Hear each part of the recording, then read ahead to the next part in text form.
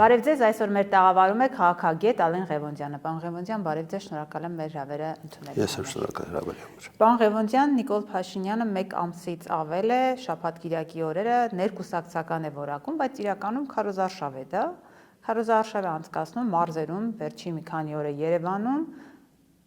եւ ըստ նրանք ասում են մենք չենք սպասում, որ այսպիսի ընդունելության մենք արժանանանք, մեր դիրքերը ավելի ամուր են, պատկերը, ուղղ եթերում է նա այդ ամեն ինչը ներկայացնում, այն պատկերը, որ կա։ Ձեզ ինչ է հուշում, Փաշինյանը արդյոք ունի, ինչպես ինքն է վստահեցնում, սահմանադրական մեծամասնություն։ Միանշանակ ոչ, այսպես կարմիր գիծ ֆիքսենք, ասեմ ինչու, այսինքն այստեղ քարոզչական խնդիր չենք լուծում ձեր հարթակում բնականաբար չէ, եկեք հասկանանք իրականությունը ինչպիսին է։ Իշխանությունը միշտ պետք է ցույց տա, որ ինքը ուժեղ է։ Եվ իրապես իշխանությունը ունի լեգիտիմ եւ լեգալ իրավունք ուժ գործադրելու տեսանկյունից, բայց փողոցում քայլելով փոքրիկ կազմակերպված խմբակների հետ հանդիպելով, իդեպ վերջին մի քանի միջադեպերից հետո տհաճ, իրենց համար տհաճ է, որ քաղաքացիները հանդիմացան, մեկը ձեռքը չմեկնեց, մեկը խանութի դուռը չբացեց, մեկը ինչ-որ քննադատողական տեքստեր հնչեցեց, իրենք հասկացան, որ ուղիղ եթերում դա բացասական քարոզչական ֆոն է ցույց տալիս, հետեւաբար իրենք բացի այդ շրջիկ ավտոբուսի, այսպես քայլային տարբերակով կամ ուրախ ավտոբուս են ասում, կձևակերպեի շրջիկ, իրենք հիմա արդեն տարբեր տիպի տարիքային ցենզի սոցիալական կարգավիճակի մարդկանց են իրենց այդ շրջում զուգահեռ մեքենաներով, տարբեր հագուստներով, որպեսզի իրենց դիմավորեն, որպեսզի իրենց այսպես քարոզչական դրական կոչեր, գնահատականներ հնչեցնեն եւ այլն, հա։ Սա բեմականացված քաղաքական PR միջոցառում է, որը իդեպ Հայաստանում չի միայն, շատ տարբեր երկրներում այս գործիքակազմը տարածված է, նաեւ ռիսկերի տեսանկյունից, որտեղ իրանք հասկանում են, որ պատմականորեն 7 տարի հետո փաստացիորեն ունի հեղինակության ամենացածր շեմը եւ ոչ միայն հեղինակության, այսինքն հեղինակազրկման пассив կարգավիճակով չի ինքը։ Բայց ըստ դրամաբանության պետք է ընդհանրապես չունենար պատերազմից հետո, այս ամեն ինչից հետո այս սահմանազատման եւ այլն,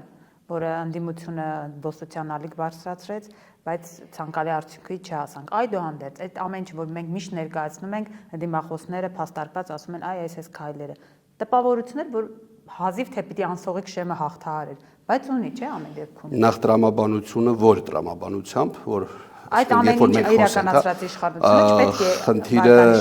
ձեր ընկալման տրամաբանությունը ամենևին չի։ Պոպուլիստական լիդերներ, ովքեր պոպուլիզմով են եկել կամ բերվել իշխանության, իրենք միշտ երկար են մնում։ Որտեվ կա հասարակության մի շերտ, որ այնուամենայնիվ հավատի տակ է ապրում, հա։ Եվ կան նաև օրինակ շրջանակներ կան Հայաստանում, ովքեր հավատով չեն ապրում, բայց բիզնես շրջանակներ են, ովքեր ես կոմֆորտ են զգում գործող իշխանության պայմաններում, իրենք լոյալություն են ցույց տալու, չէ՞։ Այդ մարդիկ մասնակցում են ինչ-որ տենդերների, ինչ-որ արտոնյալ կարգավիճակներ են ունենում, ինչ-որ շենքեր են տալիս, հյուրանոց են սարքում եւ այլն, այսինքն իրենց համար այսպես կա մի հատ այսպես աքսիոմ, դե Արցախը պիտի հանձնեին, այն ամեն ինչ անխուսափելի էր, դե հիմա եկեք այս պայմաններում արդյունավետ տնտեսվարում իրականացնենք։ Այդպիսիները կան ու այդպիսիները իր այսպես շրջանակներում ես կարող եմ ասել քիչ չեն։ Պլյուս պետական սեգմենտը, ու հատկապես ուժայիններ, իրանց կից մարդիկ, հասկանում եք, մարդիկ ժամանակակից աշխարհում նյութի էլեմենտը դոմինանտ է դառնում ընտրության հարցում։ Մյուս կողմից ասում եք տրամաբանությունը անհասկանալի է, աշխարհի տրամաբանությունն է անհասկանալի, եթե մենք վերցնում ենք նայում ենք մի շարք լիդերների, ինչքան աբսուրդային տեքստեր են հնչեցվում, ինչքան ոչ ադեկվատ վարքաբանություն է, ինչքան հիստերիկ կամ վտանգավոր, հա, որոշումներ են կայացնում, այդ մարդիկ շարունակում են մնալ իշխանության, հասկանում եք։ Հետևաբար այդ տրամաբանական չի ձևակերպումը մեր այս իրականության մեջ պրոյեկտել բավական դժվար է։ Գիտեք, տեսեք, կներեք, նախկին իշխանությունների հետ կապված, որ խոսում ենք, մշտապես 20 տարի է հիշեցնում են թալան։ 8 տարի է Նիկոլ Փաշինյանի իշխանությանը, լավ, 5 տարին հաշվենք, պատերազմից հետո 5 տարի։ 5 տարի հետո ոչ մեկ չի ասում, գիտես ինչ կա, դու պատերազմ ես բերել, դու չես կարող ընտրվել։ Այդ խոսույթը շատ չի հանրության մեջ։ Ես շատ լավ հասկանում եմ ինչ եք ասում, ունեք, որպեսզի պոպուլիզմը, նեյրոլինգվիստիկ պլանավորումները, տարբեր տիպի վախի էլեմենտները, վախի, շանտաժի գործիքակազմը, ինչ որ ընդդիմության առանձին կերպարների հրեշավորումը, հա, այսպես դեմոնիզացիան, հա, նախկինի պիտակավորումները, հասարակության բաժանումը, սևեր սպիտակների եւ տարբեր պատերազմ խաղաղություն թեզերի, մարդիկ նախապես պետք է ունենան ընկալողունակության, կենցաղային մտածողության, սպառողական մտածողության համապատասխան մակարդակ, չասենք ցածր եւ բարձր։ Երբ որ մենք տարիներ շարունակ, իսկ ես հիմա խոսում եմ մինչև 2018 թվականի տեղի ունեցած պրոցեսների մասին, ունեցել ենք այն դպրոց, ինչ որ ունեցել ենք, այն բուհերը, ինչ որ ունեցել ենք, գիտեմ, ես բուհում դասավանդում եմ, շատ լավ գիտեմ այդ ամեն ինչը, բնականաբար այդ կեղծ թեզերի կամ մասամբ հիմնավոր թեզերի, բայց պոպուլիստական թեզերի արմատները բավական լավ էին տարածվելու։ Հետևաբար, մինչև հիմա կան խիստ մտածածին թեզեր, այս մեկը թալանել է, այն մեկը հասկանում եք, մեր տիպի երկրներում հաճախ ապացուցելիության բազա պետք չի, բամբասանք ինքնին աքսիոմա դառնում։ Մարդիկ խոհանոցում նստում են սուրճի սեղանի շուրջ կամ բակում, որոշում են աշխարհի իրականությունը, Թրամփը, Պուտինը, չգիտեմ, Սի Ցզինպինը, Հայաստանի քաղաքական լիդերները, ու գիտեք ամենավատը, որ այդ թեզերը աքսիոմատիկ են դառնում, հետո գնում են այդ մարդկանց տներ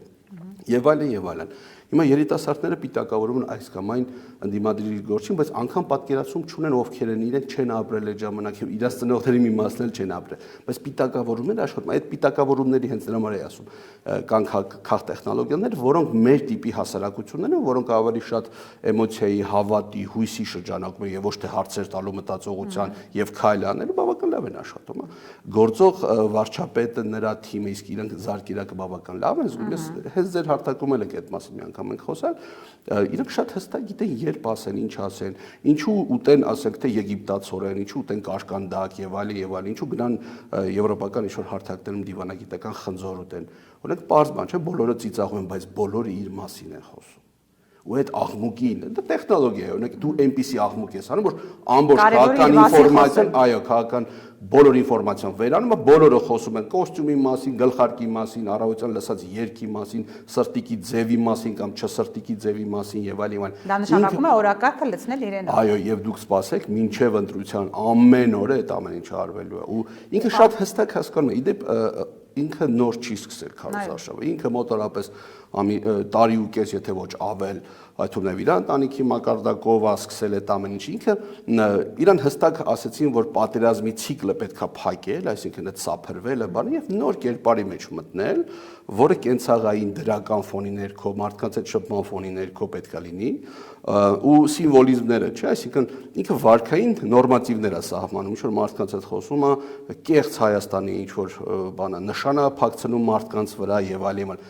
Դու սկսում են ավտոմատ ինչ-որ շարժումներ անալ, չէ՞, սրտիկային քաղաքական։ Հավատացնում եմ ձեզ, նույն բանը կրկնելը ազդում է մարդկանց հոգեբանության վրա։ Երբ որ դու ամեն օր ասում ես, այո, վաղը խաղաղություն է լինելու, մենք արդեն խաղաղության մեջ ենք եւ այլն, դա աշխատում է։ Ղևոնդյան, տեսեք, ճիշտ է նա դրականն է ասում, բայց նա նաեւ բացասականն է ասում։ Ինչ առումով։ Նա ասում է, մենք որակում ենք դա շանտաժ, իրենք չեն ընդունում, որ եթե ես չլինեմ, այն ընդդիմադիրները, որը հիմա կան, որոնք կան, Ծառուկյանը, Քոչարյանը, Սամվել Կարապետյանը, իմիջիալոց այսօր նրանց նա եռագլուխ պատերազմի ուժեր համարեց, նրանք բերելու են պատերազմ, եթե ինքը իշխանության չլինի։ Այսինքն ու այդ պատերազմը ինքը նաև ժամկետով է ասում է ամենաուշը սեպտեմբերին լինելու է, ընդ որում աղետաբեր պատերազմ է լինելու։ Այսինքն մի կողմից այդ պատերազմ չի լինելու, եթե ես լինեմ, մյուս կողմից այս ահու սարսափը։ Այս ինչի համար, այսինքն այս եթե դրական ֆոնի ներքո է, սա ընդհանրապես տեխնոլոգիա է, որ վախեցնի հասարակությանը, որ իրենք այն դիմադիրները, որ եկան, Հայաստան չի լինի, ընդհանրապես օդ, ջուր, երկինք չի լինի։ Այսինքն սա ինչի համար է արում, այս օրակարգ ինչի մասին է։ Ռոզանա ջան, երկու էլեմենտ կա այստեղ՝ սիմվոլիզմի էլեմենտ եւ սիմվոլիզմի պլյուս վախի էլեմենտ եւ քաղաքական պայմանավորվածության էլեմենտ։ Եկեք սկսենք առաջինից, հա, ինչի է հենց ասում սեպտեմբեր ամիսը։ Նախորդ պատերազմը երբ էր։ Սեպտեմբերի գաղափարը, սեպտեմբերով վախեցնելը, սեպտեմբերի հիշողության վրա հղում անելը, դա արդեն ազդեցություն է մարդկանց սովորական կենցաղային թանկ իրականության տակ կքած հայի համար եւ ոչ միայն հայի համար, Արցախից տեղափոխված մարդկանց համար եւ այլն, իհարկե չգիտեմ նրանց մի մասը առնվազն հաստատ ընտրությունների չի մասնակցել։ Երկրորդը, այսպիսի կերպարները, այսպիսի առաջնորդներ, իսկ այնուամենայնիվ առաջնորդը անկախ ազնական կամ մասնագիտական կամ հանրային վերաբերմունքից է, հասարակությունը բաժանում են երկու մասի։ Հիշում եք սևեր սպիտակներ, հիմա ես խաղաղության ուժն եմ, նրանք պատերազմի ուժն են, հասկանում։ Ինչ ասել պատերազմի ուժեր։ Այսինքն, եթե դու օրինակ կարծում ես, որ պետք է բանակ ունենաս, բանակը զարգացնես, տնտեսությունը զարգացնես, սահմանների անվտանգությունը ապահովես, դա ենթադրվում է պատերազմ, ամենևի ոչ։ բայց կոնցեպտը հետեւյալն է, ասում քանի որ մենք խաղաղության մեջ ենք ապրում, իսկ խաղաղությունը բառով, թղթով երբեք չի լինի, ինքը շատ լավ գիտի։ Այլ լինում է գործիքակազմով, ռեսուրսով, ջանքով, ծառայությամբ, դա դժվար բան է խաղաղություն պահել։ Եվ ավելին ասեմ, խաղաղությունը ստատիկ երբեք չի լինում, աշխարհի ամենահզոր պետությունների սահմաններին միշտ լինում են ինչ-որ միջադեպեր։ Խաղաղությունը երբեք թղթով չի լինում, բայց խաղաղության արժեքաբանությունը փիլիսոփայական իմաստով ինքը ծախում է հասարակության վրա։ Ինչի, որովհետև բացի իրենից մյուս թիմերը խոսում են ուժեղ Հայաստանի մասին, հասկանում եք։ Մեկը տնտեսական առաջարկներ անում, մեկը չգիտեմ, բանակի առաջարկ անում, մեկը ինտելեկտուալ, ասենք, խմբավորման, չգիտեմ, ազգային մոբիլիզացիա։ Միակ մարդն է, որ ուժի մասին երբեք չի խոսում։ Ասում եմ, մեր ուժը մեր թուլության մեջ է։ Ու այս վերջերս մի իդեպս ամեն ինչը հոգեբանություն է։ Դա իր անձնական հոգեբանության հետ է կապված։ Այսպես մի բան ասեց Ուկրաինայի անվտանգության, Ուկրաինայի խաղաղության երաշխավորը Ռուսաստանն է։ Դուք հասկանում եք ինչի մասն է խոսքը։ Դա շատ հին կոնցեպտ է, որը գալիս է դեռ Լևոն Տեր-Պետրոսյանի այն գաղափարներից, որ մեր ուժը մեր տուլության մեջ է։ Սա այդ կաթը կերել է։ Ու հետագայում, երբ որ Հայաստանում տեղի ունեցան իշխանահանձում, իշխանափոփոխություն, գլոբալ առևտուրներ տեղի ունեցան եւ այլն, ինքը հասկացավ, որ այդ կոնցեպտի պրոյեկտման հարթակն է ձևավորվել։ Ու դա իր հետ օրգանական կապի մեջ է, որ մենք պետք է թույլ լինենք, որպեսզի հանկարծ ավել բան մեզ թույլ չտանք, հանկարծ հակառակորդների կամ մեզնից ավելի ուժեղների, պայմանական ուժեղների, հա, պարտադիրել չի որ ուժեղ լինեն,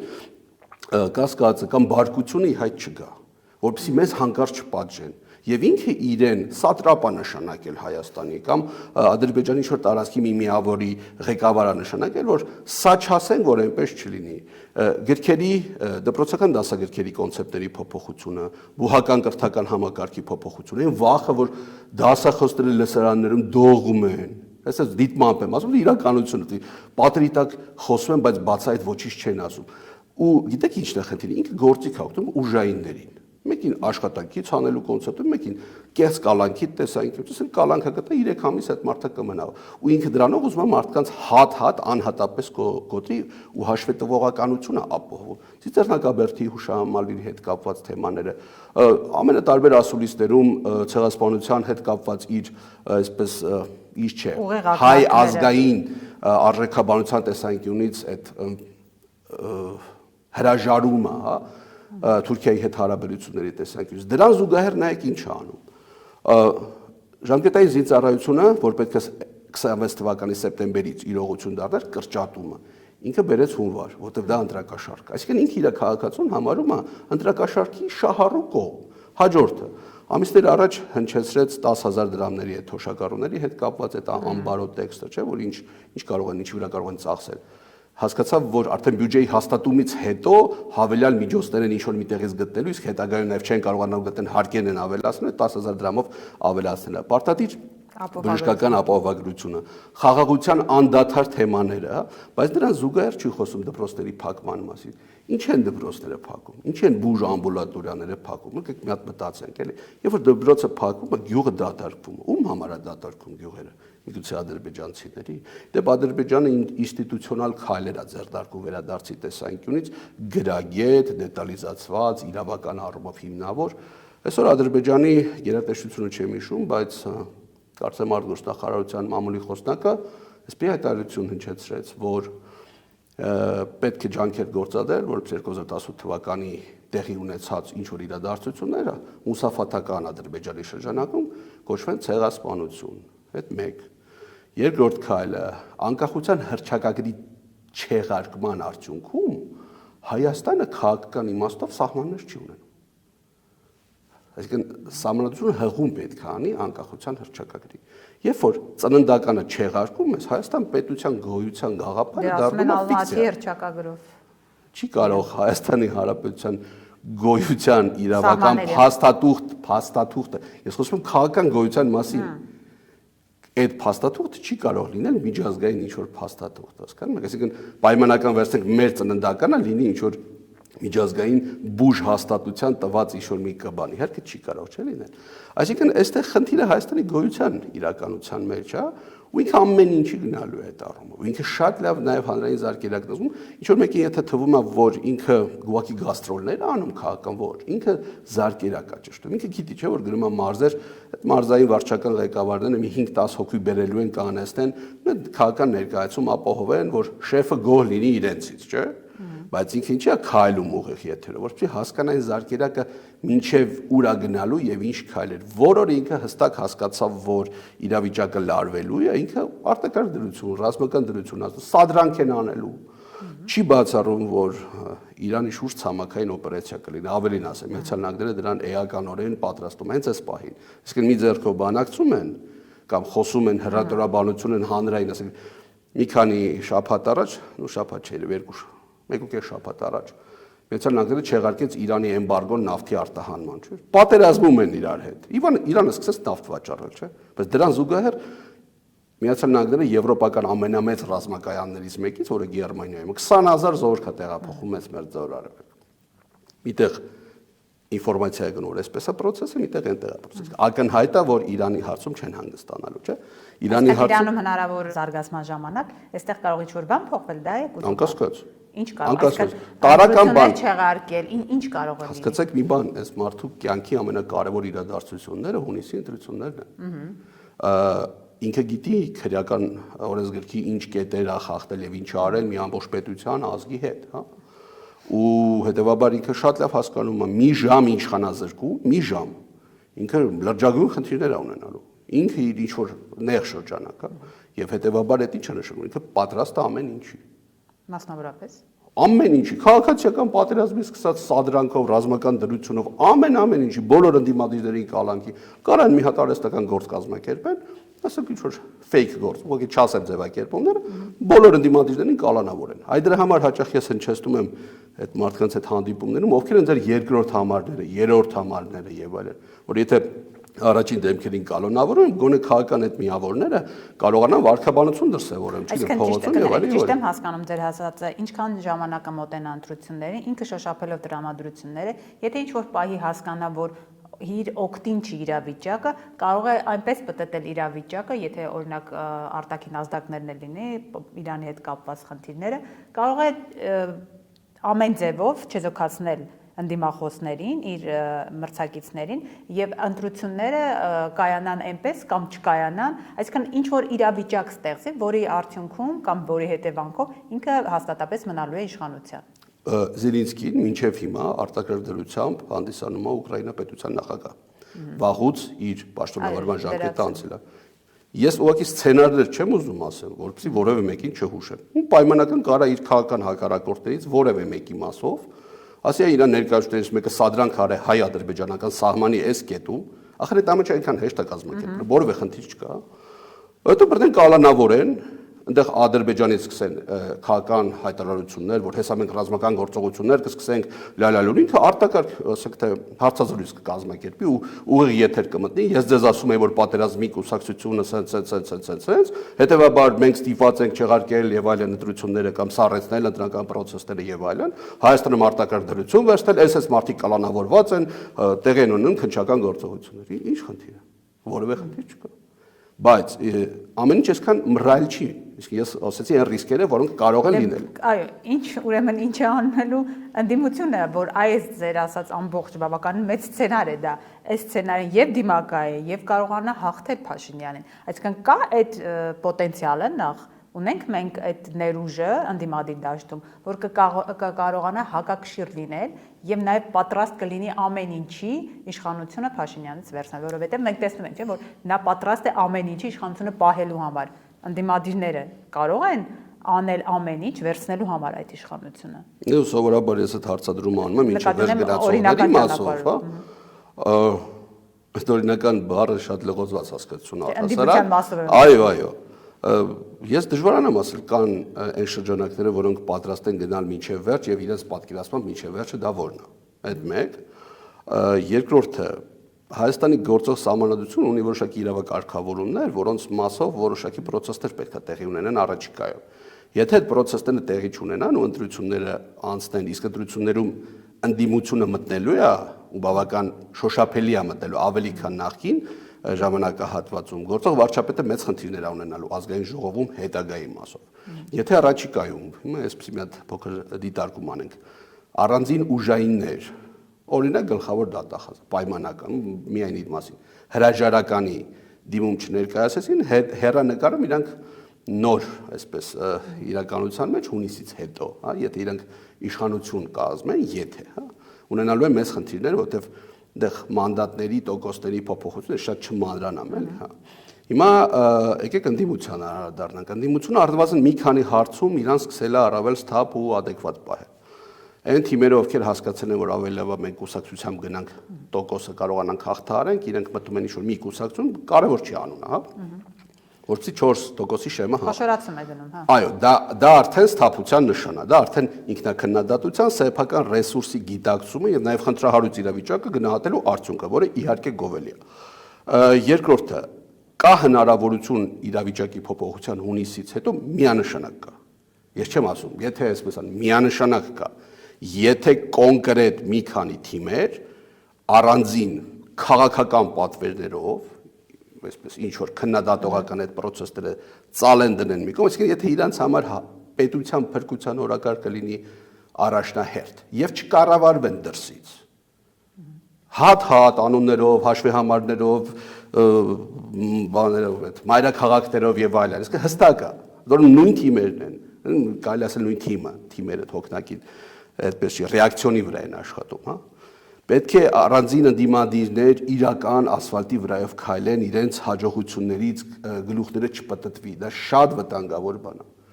Այստեղ խնդիրը ինչ որ մեկի կամ որևէ մեկի կամ ցանկացած մեկի վարչապետ լինելը չի։ Օրինակ մենք ունենք ընդդիմադիր փոքր միավոր, որի մեկնարկը հենց այդ վարչապետի անձի այդ կարգավիճակով դա իհարկե վատ է։ Իհարկե այդ միավորը ունի որոշակի քվեներ, որոնք կարևոր են։ Կարևոր են այս վիճակում ընդհանրապես։ Եթե այլ վիճակում ենք լինեին, ընդհանրապես կարելի է չվերաբերվել։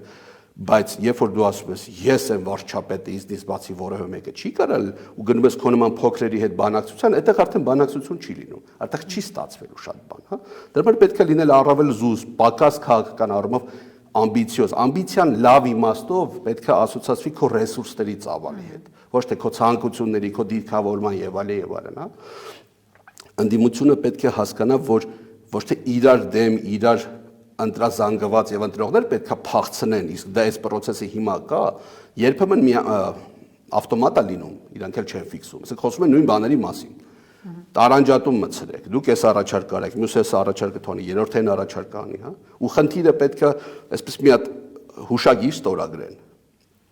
որ խնդիրը ոչ թե իշխանության հասնելն ամեն գնով,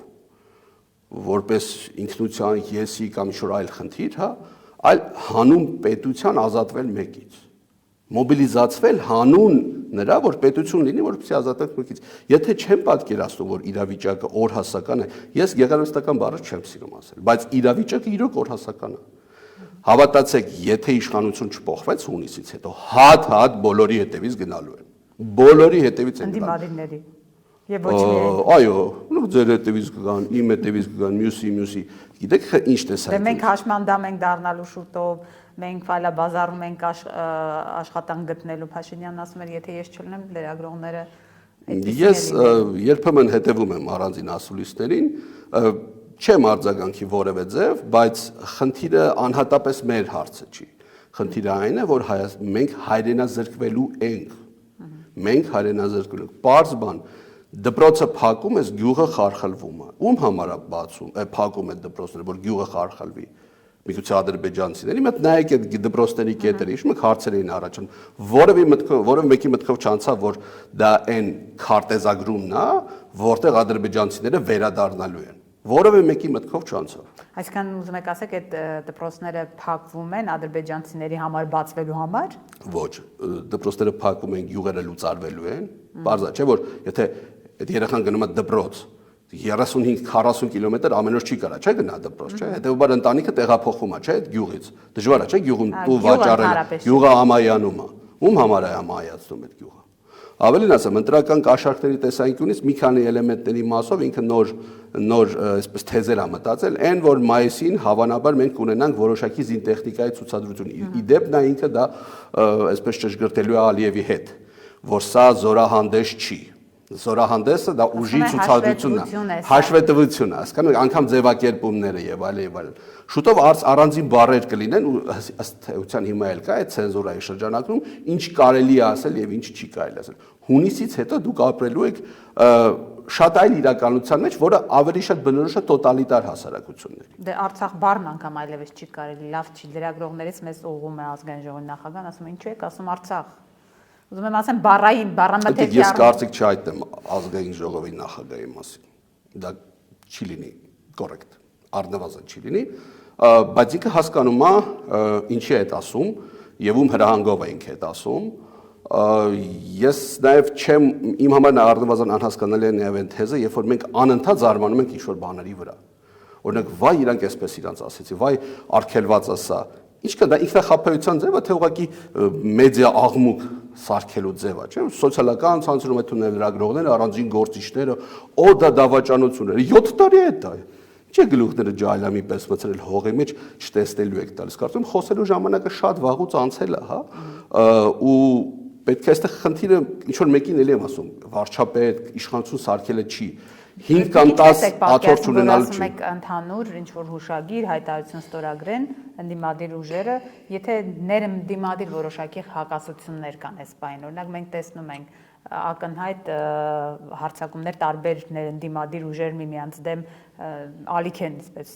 սկսել։ Այս իրավիճակում դուք ինչպես եք պատկերացնում այդ համագործակցություն ընդհանուր հայտարարի գալը։ Դե իրաց քաղաքական տերերը, իրանց ֆինանսավորողները, իրանց վրա ազդեցություն ունեցող մարդիկ, ինչ հանգամանքներից ելնել են, ես ուղղակի փակագծեր չեմ բացի, պետք է նստեն մի սեղանի շուրջ։ Բարդ բան եք ասում։ Իսկ պետություն ունենալը եւ պետություն պահելը հեշտ բան չի։ Երբեք էլ չի եղել հեշտ բան։ Եթե չեն ուզում պետություն ունենան, կարող շարունակեն, հետո նստեն ասեն, չգիտեմ, այսա սենց է, իմաստը ո՞րն է։ Ինչ քաղաքական մարմնավաճառությամբ պետք չի զբաղվել, էլի, կույս Երևալ, հա, երբ որ խնդիրը կա, կարելի է նստել, բանակցել, որոշել, կամ ինչի շուրջ են բանակցում, պետություն ունենալու չունենալու շուրջ են բանակցում, թե պետության մեջ փայ ունենալու մասին իշխանություն շուրջ են, տարածքում իշխանություն չեք ունենալու։ Տարածք Հայաստանը դառնալու դրանից հետո եւ դա գեոպոլիտիկի իմաստով բավական հիմնավոր է, եթե դու քեզ չես դիտարկում որպես սուբյեկտ, քեզ վերաբերում որպես տարածք։ Հիմա հաճախ մեզանում կա, չէ՞, այդ մտայնությունը, որ դրսի ուժերը էսպես, դրսի ուժերը նայում են, տեսնում են դուք ձեր փոքր պետության համար չեք կարող կոնսենսուսի գալ, կամ չեք ցուցաբերում անհրաժեշտ չափով եւ մոնոլիտ, որպեսզի կարողանաք այդ պետությունը պայք։ Իրանք ինչի ձեր փոխարեն պետք է այդ ամեն ինչ անեն։ Տրամաբանական է, չէ՞։ Օրինակ հիմնական նորից ես խոսել եմ Ռուսաստանի մասին, որտեղ հիմնական մեղքը մեղադրանքի վեկտորն դեռ ասում է, ինչի ռուսները Հայաստանում իշխանություն չեն փոխում, տան ընդդիմությանը։ Ռուսաստանը ասում է, դուք ուզում եք ինքնիշխան պետություն լինեք, ինքներդ այդ որոշում կայացնեք, դուք պետք է խնդիրներ լուծեք։ Մենք ինչ իրավիճակներում կարող ենք միգուցե աջակցեն կամ իրանք իրավունք էլ չունեն, երբեք տենց արտահայտություն չեն տալու։ Իդեպ Ռուսաստանի բայց եթե կներեք, եթե դուք եք փոխում իրավիճակը, դուք եք դրա տերը ու սկսում եք գործընկերների հետ հարաբերվել, մի քիչ լավ, մի քիչ վատ, բայց ձերն է դառնում, էլի։ Ոնց հասկանում չենք ուզում, էլի։ Դե տեսնենք առաջիկայում ինչպես կլինի, բայց որ Ռուսաստանի մասին խոսեցիք, հիշեցի, որ վերջին շրջանում դուք նկատել եք, որ Փաշինյանը կարծես թե մարտավարությունը, հայտարարությունը Ռուսաստանի հետ կապված փոխել է։ Վերջին լպազրույցում բավականին ուղիղ ասում է, մենք ենք միշտ խնդրել Ռուսաստանի նախագահի հետ հանդիպում, հեռախոսազրույց ունենալ, ասում է, ինչ պետք է, մենք մեր կշիռը պետք է իմանանք, ասում է, ինչ պետք է Պուտինը, օրինակ, խնդրի, որ ես իր հետ խոսեմ, ես պետք է խնդրեմ, որ զրուցեմ նրա հետ։ Ինչ տեղի ունեցավ Նիկոլ Փաշինյանի հետ։ Ոչ ինչ տեղի չունեցել։ Եթե պետք լինի այսօր ես ասում, վաղը ընկասի, վաղը չեմ սոր ուրիշ բան կասի, առաջի հանդիպան ժամանակ Ռուսաստանի նախագահի հետ հեռու անցյալում ինքը խոսում էր Հայաստան պետության ինքնիշխանության եւ իրավահավասար հարաբերությունների մասին։ Ռուսաստանը ռազմավարական միջուկային զինանոց ունեցող աշխարհի ամենառեսուրսապահովված եւ ամենաազդեցիկ պետություններից մեկն է, եթե չասենք երկրորդն է, հա։ Դու չես կարող փոքր պետություն լինելով այդպիսի տեքստ հնչեցնել։ Դա կոռեկտ էլ չի, քաղաքական առումով էլ ինֆանտիլություն։ Այլ հարց է, որ դու դա կարող ես հայ սովորական մարդկանց վրա վաճառել խոսելով ինքնիշխանությունից։ Հայաստանը, այսպես մի բան ասեմ, երբեք էմոցիոնալ առումով լիարժեք ինքնիշխան չի եղել, եւ դա շատ տրամաբանական է։ Ֆրանսիա պետությունը ինքը ինքնիշխան չի, որտեղ ինքը գլոբալ աշխարհում ինքը կախվածություններ ունի ամենատարբեր գործընկերներից, հա, եւ ոչ գործընկերներից։ Հիմա Ֆրանսիան, ասենք թե Չեխիան կամ չգիտեմ Գերմանիան կախված են Օրմուզի նեղուցից։ Ինքնիշխան են թե չէ։ Իհարկե ինքնիշխան չեն, որտեղ Իրանը մի բան կառաջարկի, նրանք էլ մի բան կառաջարկեն, առևտուր կան։ Ինքնիշխանություն գաղափարը դա քաղաքական ինֆանտիլիզմի հետ է ասոցացում մեզանում, ու դա բավական հեշտ է կարողանում վաճառել գործող վարչապետը հայ հասարակության վրա։ Ինչ վերաբերում է հռետորաբանության փոփոխությանը, այդ նույն զուգահեռ հռետորաբանությունը կարելի ասել դրան զուգահեռ հիբրիդային պատերազմներով։ Իդեպ այդ խոսացողների 95%-ը չգիտի հիբրիդային պատերազմ ասած ինչի, իդեպ հիբրիդային պատերազմը դա նոր չէ, դա շատ հին պատմություն ունի, որպես մասնագիտական այսպես գիտելիք փորձեն փոխանցել, խնդիրը որն է, ուղիղ վեկտորով ասում է Ռուսաստանն է։ Հիբրիդային պատերազմների սուբյեկտը այնտեղ է իրականություն դառնում ֆինանսավորողը, ներգրավվածությունը։ Հիմա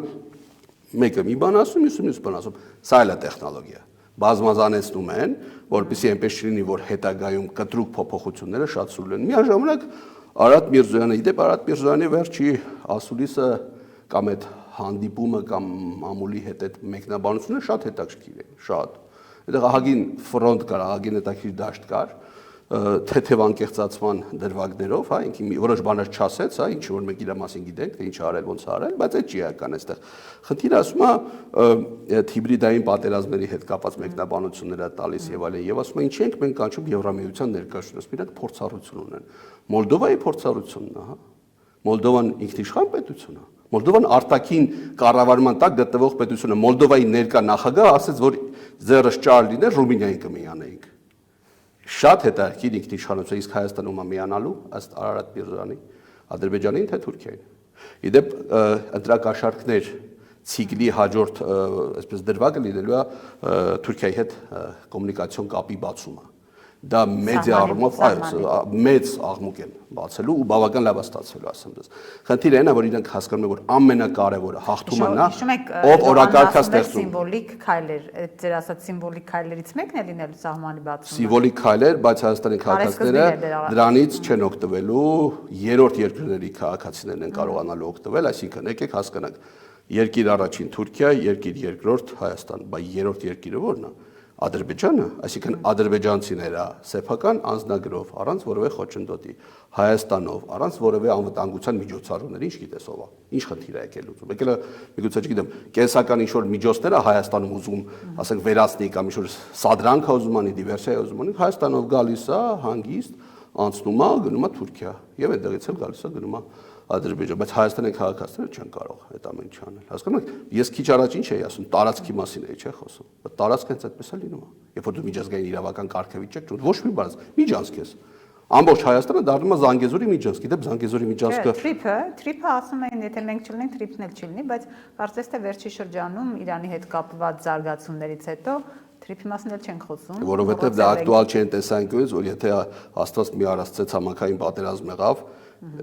ուղղակի գիտեք, մենք չենք գիտակցում աղետը, որ կարա գա այստեղ։ Ուղղակի չեն գիտակցում։ Մեզ թվում է, որ հոսանք կլինի, ձեր ստուդիայում, չգիտեմ, ամեն ինչ նորմալ կլինի, հաց կլինի, ջուր կլինի եւ այլն։ Չի լինելու այդ ոչ մի բանը։ Ասեք, եթե 250,000 հոգի մարդ բարձրացավ հյուսիս, ինչ է կանել, ո՞նց եք պահելու։ Մարդիկ քայլերով գալիս են Հայաստանի սահման, ինչը կրակելու է վրան։ Դուք հասկանում եք, որ Սյունիքում 146,000 մարդ ապրում։ Եթե դից 250 15 միլիոնանոց հատվածի մասին եմ ասում, 250,000 եկավ։ Խնդիրը մենակ մերը չի լինելու Ադրբեջանն էլ, բայց եկեք մենք ուրիշի խնդիրների վրա չուրախանանք։ Ինչ ենք անելու, որևէ բան չենք անելու, չէ՞։ Ընդհանրապես պետք է ասուն աղոթեն, որ այդ ամեն ինչը չլինի։ Հիմա եթե ցամաքային գործողություն եղավ, այդ ցամաքային գործողությունը մի քանի դիրքից է, դեպի ցամաքային գործողությունը ամենա այսպես կտրուկ դեմ պետությունն է, այսպես Թուրքիան է, որ հասկանում է, որ դա ռեգիոնալ մեծ կատաստրոֆա է ստեղծելու։ Ես չգիտեմ, հաշվի կառնեն Թուրքիայի դիրքորոշումը կամ Իրանի պահվածքը, Իրանի բանակցությունները շատ տարբեր գործընկերների հետ, իր գործընկերների եւ հակառակորդների հետ, բայց փոքր պետությունները այս ամեն ինչի տակ են մնալու, հա։ Այդ ժամանակ էլ էական չի լինելու ՔՊ-ի խաղաղության օրակարգ ընդդիմությունը ոնց, ինչ եւ այլն եւ այլն։ Մեծ մերձավորը վերջի 25 տարվա մեջ այդ աղետի մեջ ապրում։ Դուք նայել եք, ընդ որում ստեղ մի կարևոր բան էլ կա։ Գազայի փլատակները տեսել եք։ Ուկրաինայի փլատակներին իդենտիկ են մոտորապես։ Ինչ եք մտածում, որ մեր մոտ դա չի կարող լինել։ Ես վատագույն սցենարների մասին չեմ խոսում։ Ես խոսում եմ նոր աշխարհակարգի մասին, որը ձևավորում է։ Աշխարհակարգերը ձևավորում են պատերազմներով, որոշ պետություններ կլինեն, որոշները կջնջվեն, որոշները կմեծանան, որոշները կփոքրանան եւ այլն եւ այլն։ Հիմա մենք հենց այդ փուլի մեջ ենք։ Այսինքն ցամաքային ներխուժման պարագայում Հայաստանի վտանգները ձեր կարծիքով ոչ միայն Սյունիքով են սահմանափակվելու։ Գոյության վտանգներ կան։ Բնականաբար, ընդհանրապես Սյունիքի մասին կարող է օրակարգել չլինի։ Ասենք Իրանի ամբողջային հատվածը պայմանական եմ ասում, եթե դարձավ ոչ իրանական, այսպես սցենարներ են, չէ՞։ Էլ ինչ Սյունիքի մասն է խոսքը։ Երբ որ ասում ենք ադրբեջանցիները կգան Հայաստան, ինչ գիտեք, որ հենց Ադրբեջան պետության եւ ոչ թե Հյուսեյն Ատրպատականում ապրող ազերների մասն ենք խոսում։ Իդեպ այստեղ մի կարևոր հանգամանք կա Հայաստանում սովորաբար այդ թվում է ակադեմիական հարթակում ադրբեջանցիներին նույնացնում են քաղաքական ինքնագիտակցության տեսանկյունից ազերներին, այդպիսի բան չկա։ Ազերները իրանական Իրան պետության ինքնագիտակցության կրող են եւ այդ այսպես այդ թեզը, որ այս սրանք կմիանան կդառնան, դա իրատեսական չի։ Մի կողմից էլ նաև հակասականը իմ թեզը ժամանակակից աշխարհում ոչ մի տրամաբանություն չկա այդ որ ամեն ինչ իրատեսական կարելի, բայց ինքնության առումով իրենք իրար նույնը չեն համարում, դա էլ է պետք հաշվի առնել։ Բայց Հայաստանի ռեսուրսը այնքան փոքր է, որ մենք առանց ինչ որ գործընկերների, որոնք այլևս չկան, կարծես թե այլևս չկան, հա, մենք այսպես բավական բարդ վիճակում ենք հայտնվել։ Դե ասեցին էլի երաշխավորներ չեն ուզում, ինչ երաշխավորների դեմ է Հայաստանի իշխանությունը։ Ասում դուք ուզում եք երաշխավորներ բերել ինչի տարածաշրջան, որ ինչ անեն։ Տեսել ենք այդ երաշխավորները ինչ արեցին։ Ռուզան ջան, ես շատ լավ հասկանում եմ մանիպուլյացիոն էլեմենտը, եթե հարցի վերցնեք մի քիչ տեսական գեոպոլիտիկայի առումով, ցանկացած բալանս ուժերի, խաղաղությունը դա ուժերի բալանսը։ Չի կարա լինի մի իրավիճակ, եթե կողմերից մեկը զինվում է, մյուսը չի զինվում, լինի խաղաղություն։ Երբ որ կողմերից մեկը հասկացա, որ կա կոնսենսուս հարձակման համար իր կողմից, այսինքն ուժեղի կողմից թույլի վրա ինքը հարձակվելու է։ Ու այդտեղ ուզում եմ 36-ը փաթեթ ստորագրված փաստաթուղթ լինի։ Եթե կա կոնսենսուս, որ դու ունես այդ իրավունքը հարձակվելու, հարձակվում է։ Հիմա պայմանական բան, վաղը չեմիս օրը Ադրբեջանը ասում է, ես պահանջ եմ ներկայացնում, որ 250,000 հոգի ադրբեջանցի մտնում է Հայաստան իրենց հայրենի ճակերտավոր գյուղերում ապրելու, չէ՞։ Հայաստանը պայմանականորեն ասում է դա հնարավոր չի։ Ասում է դուք փաստորեն մարդու իրավունքները, դուք բռնադատված եք փաստականների իրավունքներ եք խախտում եւ այլն եւ այլն, ես ինձ իրավասու եմ համարում ու հասկանում եք ինչի մասն է խոսքը։ Ու սկսում է քայլեր ձեռնարկել։ Ինչ փաստաթղթեր, ինչ նախաստորագրումներ, եթե դու չունես երաշխավորներ, այսինքն չկա բալանս, որովհետեւ քեզնից վերև են հաճախ որոշումներ ընդունվում, վերևում ասում են չի կարելի բալանսը փոխել, որովհետեւ օրինակ Ռուսաստանի համար շահեկան չի Ադրբեջանի դիրքերի այդպիսի աճն ու հզորացումը, որտեղ ինքը դառնում է ոչ գործընկերային, սկսում է նոր պահանջներ, նոր շահեր առաջադրել, այո, վերահսկելի չէ, նոր ոչ գործընկերային, վերահսկողությունը այստեղ այլ կարգավիճակ է ենթադրում։ Թուրքիան խաղում է մասամբ Ադրբեջանով, Թուրքիան խաղում է մասամբ ինքը Իրանով, չէ՞, բնականաբար։ Ամեն բանը թուրքական շահ չի, որ ընկալվում ու լեգիտիմ է Ադրբեջանի կողմից, եղել են պատմական դեպքեր, երբ որ Օրինակ հայ-թուրքական հարաբերությունների կարգավորման process-ում դրա խոչընդոտող հանգամանքներից մեկը այն էր, որ Ադրբեջանը գազի գները բարձրացրեց Թուրքիայի համար։ Այն ժամանակ թուրքական կոնյունկտուրաներ էր իհարկե ուրիշ էր, օրինակ երկրի նախագահը Գյուլն էր, Էրդողանը վարչապետ էր եւ այլն, բայց երկու գործընկեր, բարեկամ պետություններ չէ, ոնց են ասում, երկու պետություն մի ազգ կոնցեպտի շրջանակներում խանդ եղավ, քաղաքական դեմարշներ եղան եւ այլն, իհարկե։ Ու երբ որ քաղաքական ստահակները հենց այդ ձևակերպան, որովհետև իրեն գիտեն ճշմարտությունը ու խափում են մարդկանց, ժողովրդին, ասում են, որ երաշխավորներ պետք ու խոսքը մի երաշխավորի մասին չի իհարկե, որովհետև մի երաշխավորը կարող է ունենալ այլ շահերի մեծ դաշտեր այս ռեգիոնից բացի բնականաբար, չէ՞, Բալթյան հատվածում, արևելաեվրոպական հատվածում, հյուսիս-արևմտյան հատվածում, հարավ-արևելասիական հատվածում եւ այլն, չէ՞։ Հայաստանը անփոխարինելիության կոնցեպտի մեջ չի, որ կա աշխարհի համար։ Հայաստանը ընդհանրապես մի գնդասեղի չափ է։ Հետևաբար մենք պետք է մեր կարևորությունն էլ ձևակերպենք, որպեսզի այդ գործընկերները ուզենան մեր հետ հարաբերվեն։ Հիշում եք Մինսկի խմբի կոնցեպտը։ Ոնց էր ձևավորել ու աշխատում են, գիտեք, հակադի շահեր ունեցող պետությունները որոշակի պարիտետի մեջ աշխատում են։ Այդ երաշխավորների ինստիտուտի մասն էր խոսքը։ Մի խոսքով վճռորոշ օրեր են մեզ սպասվում եւ ընտրություններում ներքաղաքական իրավիճակի, երկրի ճակատագրի եւ նաեւ մեր սահմանների հետ կապված։ Այդպես կարելի է ձևակերպել։ Անկասկած եւ դա վերաբերում է ոչ միայն մեզ, աշխարհում աշխարհակարգը ձևավորվում։ Աշխարհակարգը դա եղանակ չի։ դա առանձին դրվագներում ինչ որ իրավիճակների փոփոխություններ են, ուժային բալանսի փոփոխություններ։ Եթե մենք հիմա հաշվենք, թե աշխարհում քանի երկրում կամ քանի ռեգիոնում է պատերազմ, մենք հասկանանք, որ իրոք կարգա փոխվում, թե ինչ զարգացումներ կլինեն, դժվար է կանխատեսել, որովհետև այդ զարգացումներն ու փոփոխությունները հիմնականում պատերազմներով են լինում, ով կհաղթի, ով չի հաղթի։ Ընդ որում առանձին ռեգիոններ կա, որոնք առավել ազդեցիկ են, որոշները пассив ազդեցիկ են, որոշները ավելի ուժեղ են, պատերազմը ավելի ակտիվ է, որտեղ ավելի пассив է։ Այսինքն եթե մենք օրինակ հիմա հաշվենք, թե աշխարհում քանի ռեգիոնում է պատերազմ, մեծ հաշվով դա ենթադրում է, որ իրավիճակը փոխվում է, վերջապես հիմնական խաղացողները ինչ քաղաքականություն կորդեգրեն։ Որտեղ ամեն ինչի մեջ մենք պետք է կարողանանք հասկանանք, մենք լինելու ենք, չենք լինելու եւ այլն։ Ուրիշների վրա հույսներ չպետք է դնենք։ Ես հատկապես քաղաքական պայքարի անդիմադիր սեգմենտի մասին եմ ասում։ Ամբիցիաներ, բաներ, որևէ մեկին հետաքրքիր չի, եթե Հայաստանը չլինի։ Շնորհակալ եմ։